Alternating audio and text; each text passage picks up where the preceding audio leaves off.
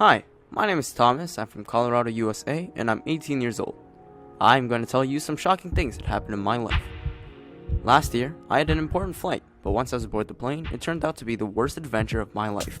As soon as I graduated from school with the gold medal, I immediately entered one of the best universities in the world where I was going to get my Ph.D. in physics. I was on the doorstep of the most important and most exciting period of my life and was counting days until the biggest life changes started. So the day had come when I will have my first air trip over the beloved country with the landing point in Massachusetts. Very soon, my most cherished dream will come true and I will become a student at Harvard University. But as soon as boarding started, I suddenly felt incredible anxiety and fear as I first stepped into the plane. It was the feeling that something was going wrong, but then I understood it was caused by my height phobia. However, for the sake of my goal, I was ready for anything. But I couldn't even imagine what a nightmare was waiting for me. In front of me, I saw a group of tall and slender girls. There were 7 of them, and I thought they had to be models or something. But as soon as we took our seats, a stewardess entered the cabin. She announced the imminent departure of the flight and wished us a pleasant journey. Then I turned around and I realized that there were no more passengers. That means I am a single boy who will fly among the company of girls. Well, I certainly didn't expect such a test on my way to Harvard. Soon, I started to notice their glances and heard laughing, which made me feel uncomfortable. Please, don't get me wrong, I'm a nerd in every aspect. I don't even have friends, and I had never been close with girls. Never spoke to them, nothing. Here I am, surrounded by a group of pretty girls whose attention is focused on me. It made me feel so uncomfortable that I wanted to get up and leave the plane, but it was already too late. And this flight meant one of the most important stages in my life. The plane was kind of small, and it began to shake slightly during the takeoff. However, my foresight didn't let me down. I took a couple of sedative pills, put on my headphones, and fixed my gaze at the window. In such a position, I spent about half an hour, when all of a sudden, someone took away my headphones. One of the girls took a seat next to me. It must be very boring for you to sit here all alone. Massachusetts is still 5 hours away. Let's get acquainted. Suddenly, I smelled such a harsh mixture of perfumes and alcohol that I thought I would throw up. Anyway, I collected all my will and decency and politely told her I didn't feel so well, so I better be alone. Fortunately, she wasn't too persistent and immediately left the seat. But damn, that terrible train of hers caused me unpleasant reflexes for a while still. And as soon as I had time to relax, another girl came, and she smelled even stronger and more disgusting. I'm not allergic, but those smells made me sneeze a lot.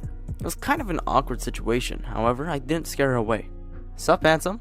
May I dispel your boredom?" Suddenly, she handed me some kind of alcoholic drink, and I must admit, I had never even tasted alcohol in my life. And I wanted to refuse when she shouted, "Come on, drink! It will make your flight much nicer and more fun." Then she gave me such a daring look that I simply had no other choice. The taste of alcohol was so disgusting that I had to drink the whole bottle in one sip just so I could get rid of it quickly. Then I felt like I suddenly became drunk. My body temperature was going through the roof, and with nothing to breathe with, I opened my shirt and only prayed to God for that nightmare flight to end soon. In such a condition, I didn't even notice when another girl came up. This one seemed to be much nicer than the previous 2, and surprisingly, I was even able to talk to her a little bit, but while speaking with her, I didn't even notice how I managed to drink the second bottle that she brought to me. Suddenly, I got dizzy, and everything around turned into some endless noise. I was trying my best to hold on, but when it became unbearable, I got up and went to the boys' room. I have never felt so bad in my life. I was so exhausted that I spent about an hour in the boys' room before I suddenly heard a knock on the door. How long will you sit there?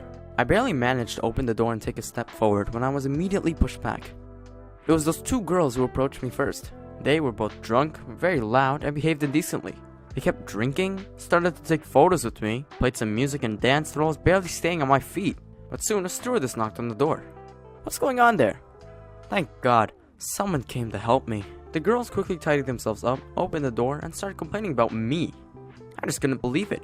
They told the stewardess I pestered them all the way and then broke them into the toilet. Just incredible. I wanted to explain that wasn't true, but I was so wasted that I couldn't even speak. Anyway, it all ended with the decision to suspend the flight in Wisconsin in order to drop me off the plane. But it's only halfway to where I was going to.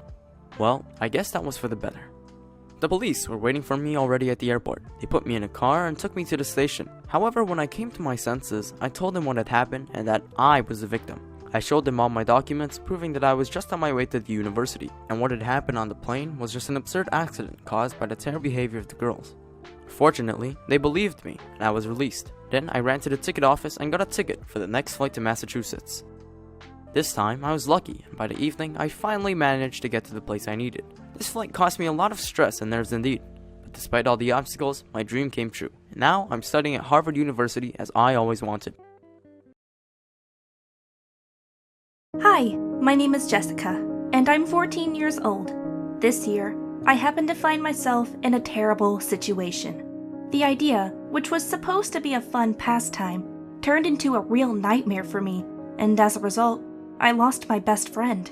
It was a Saturday evening. I was sitting at home and scrolling through Instagram when the phone rang. It was my friend Betty, who gave me another crazy idea, as she always does. Hey sis, wanna have some fun? Drop everything and go out in an hour. I'll wait for you downstairs. I wonder what she's up to this time. Me and Betty have been friends for many years, and we always find some adventures together. She's just a walking generator of crazy ideas, which we always turn into actions and have lots of fun. However, this time, everything went differently. I put on my favorite tracksuit and rushed out into the yard. Exactly an hour later, Betty was sitting on a bench near my building as we agreed. But as soon as she saw me, she immediately got up and ran to me. Listen, here is the case.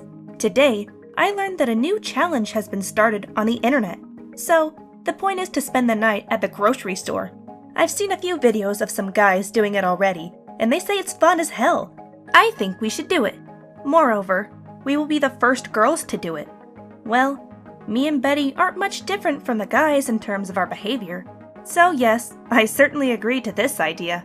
It was 9:30 p.m., and we slowly walked towards the nearest shopping center, where there is a large grocery market.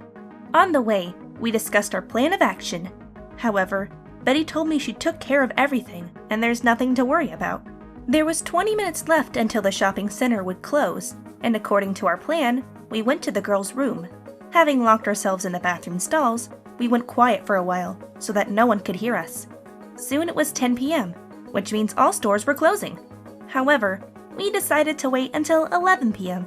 to make sure that all the sellers and guards had left, and there was no one else but us in the building.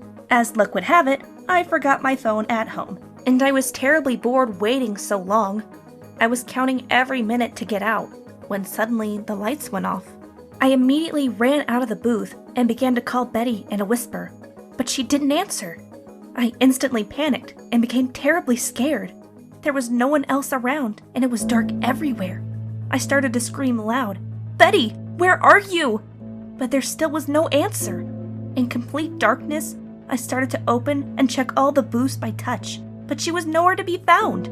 I was so scared that I almost fainted. My friend betrayed me. She ran away and left me all alone. What a bee!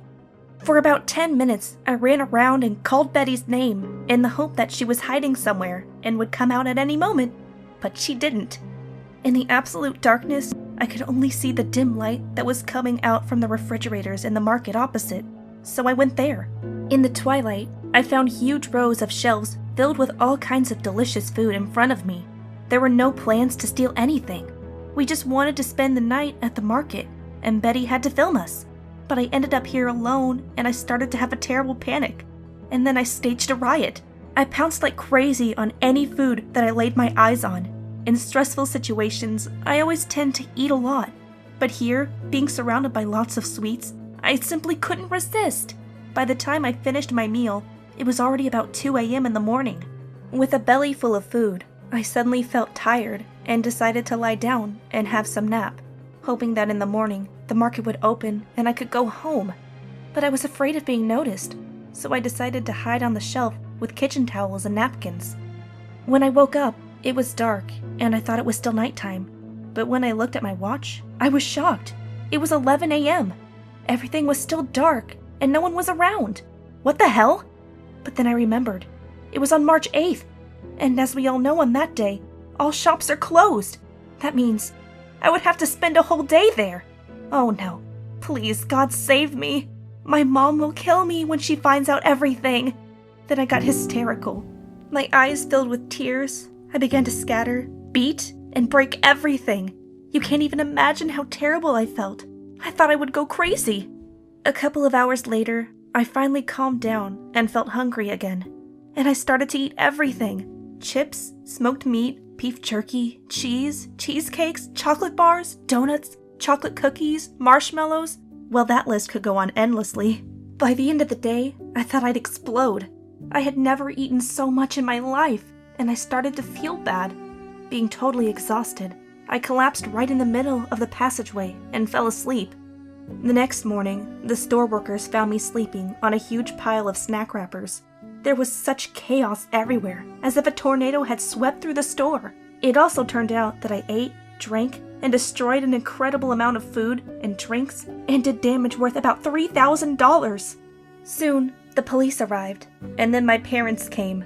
I told them the whole truth, and nobody tried to judge me since I am a minor. However, my parents had to pay a big part of the losses. My mom certainly didn't expect such a gift on March 8th.